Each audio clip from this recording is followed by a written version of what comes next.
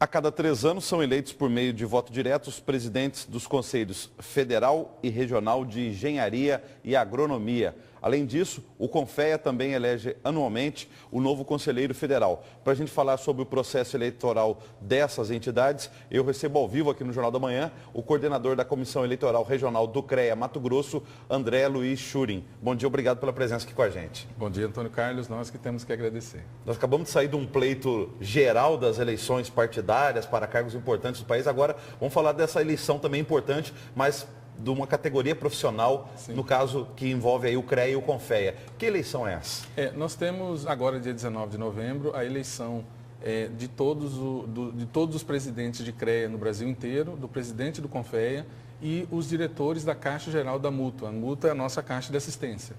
No dia 19 vai ser feita essa votação a nível nacional, onde todos os estados, incluso o Distrito Federal, estarão fazendo a mesma eleição. Em Mato Grosso, nós vamos votar para o nosso presidente de CREA, né? Para o diretor-geral da Mútua e também para o diretor administrativo da Mútua. Né? O diretor-geral da Mútua, o voto é de todos os aptos a votar e, no caso do diretor administrativo, só os mutualistas. Né? Essa eleição ela transcorre durante todo o dia 19, no período de 8 horas da manhã até as 19 horas, né? Não será feita por voto eletrônico, como em outras ocasiões, porque o tribunal não disponibilizou por conta das eleições gerais que houveram. Né? Então, elas serão feitas em urnas de lona, que já estão disponibilizadas.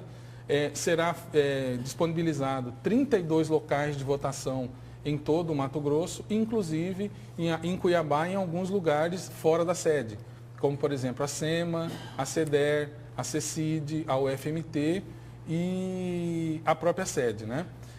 Esses locais de votação permite que o profissional que esteja quite com a sua anuidade possa exercer o poder de voto na eleição do nosso presidente. Hoje o CONFEA e o CREA regional, ele congrega quantas categorias profissionais, mais ou menos? Sim, nós temos aproximadamente 303 carreiras que são congregadas entre técnicos, tecnólogos e engenheiros plenos. Né? Essa legião de pessoas técnicas que contribuem para a sociedade brasileira congrega aproximadamente 1.400.000 pessoas.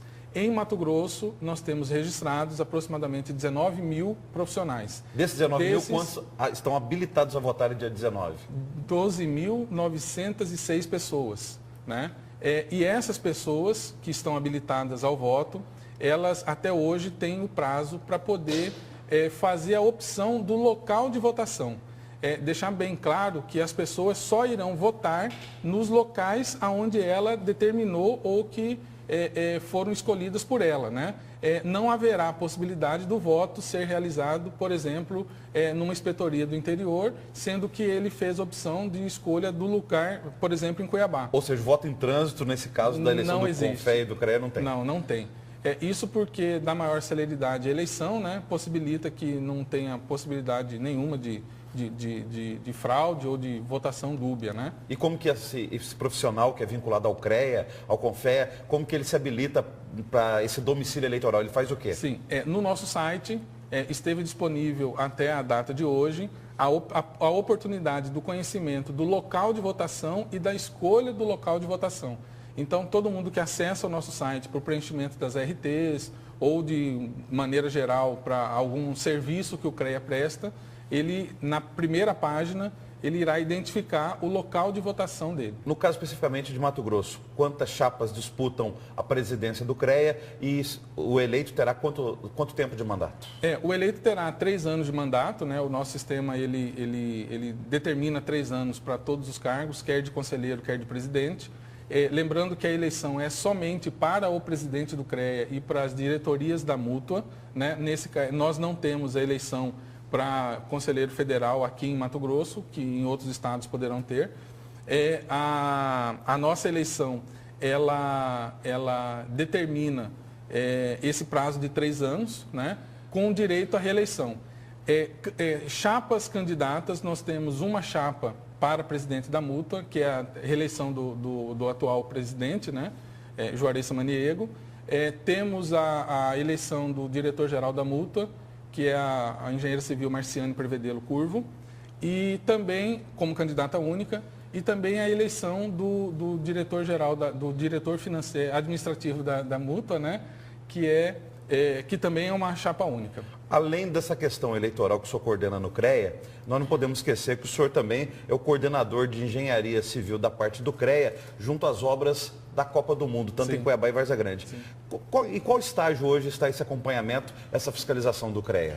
Nós fizemos um acompanhamento, como foi bem amplo e noticiado na imprensa, em relação a uma solicitação que foi feita pela Assembleia Legislativa, a Comissão de Infraestrutura. Hoje, nós teremos uma reunião com essa Comissão de Infraestrutura até para definir esses andamentos desses trabalhos e a retomada de algumas fiscalizações que foram efetivadas com alguns profissionais do sistema. Não temos ainda as informações dos novos documentos que foram identificados, né, esses relatórios que foram gerados por uma empresa contratada. E estaremos, como sempre, à disposição da sociedade para dirimir, identificar e discutir eventuais necessidades que possam existir. O CREA foi procurado pela equipe de transição do governador eleito Pedro Taques? Ainda não, né? A comissão que foi formada ainda não entrou em contato com a nossa presidência, né? Para que se faça essa identificação ou o que nós podemos colaborar, né? Por exemplo, vamos pegar uma das obras da Copa preocupantes. Pessoas ficam perguntando, por exemplo, viaduto Jamils Botros na DAF, o viaduto da Cefaz ali na Avenida CPA. Pessoas falam, tem que demolir, não tem que demolir, tem que corrigir, não tem que corrigir. Sobre o conhecimento que vocês tiveram acesso, qual que é a situação de momento do viaduto da Cefaz? O viaduto, ele não tem um colapso iminente, né? Ele não tem o risco de cair porque ele se autossuporta. Né? Ele não caiu até agora, não tem nenhuma escora ainda colocada no viaduto, então esse risco de colapso eminente, que foi o que aconteceu lá em Minas Gerais, lá em Belo Horizonte, esse risco não existe. Né? Sabe-se que existem algumas fissuras por funcionamento, por acréscimo de carga, ou por recalque diferencial, ou falta de algum elemento estrutural. Mas, por exemplo, as pessoas passam nos outros viadutos, você está outros dois, da UFMT e do Despraiado. Tem aquelas juntas de dilatação que o carro passa e vai dando aquele barulho. No caso da Cefaz, só tem duas juntas de dilatação nas duas cabeceiras. É um problema ou não é um problema aparente? Não, não é um problema. Essa junta de dilatação que tem outros viadutos é devido ao sistema construtivo que foram usadas peças não fabricadas no lugar do tipo pré-moldada, e essas peças ela tem limitação de movimentação, né? Você não consegue colocar uma peça maior que 30 metros numa carreta, né? Então elas foram dimensionadas para 20 metros, que é o limite de transporte, né? Ela não foi feita no lugar da obra, e lá no caso do viaduto da Cefaz, ele foi moldado no lugar. Então aí tem a possibilidade de você ter uma distância maior para conseguir fazer essa identificação, né?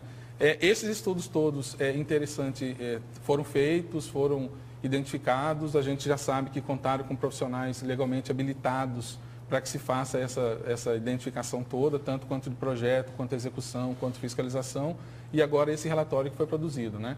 Então, esse material todo deve estar em poder da Comissão de Infraestrutura, e isso será discutido hoje, quais serão as nossas diretrizes, né? Para que a gente possa, sempre que possível, informar muito bem a sociedade, porque essa é a função do sistema, né? A proteção da sociedade. Muito obrigado pela presença ao vivo. Bom dia e boas eleições lá no CREA Confeia. Nós que agradecemos a oportunidade. Obrigado.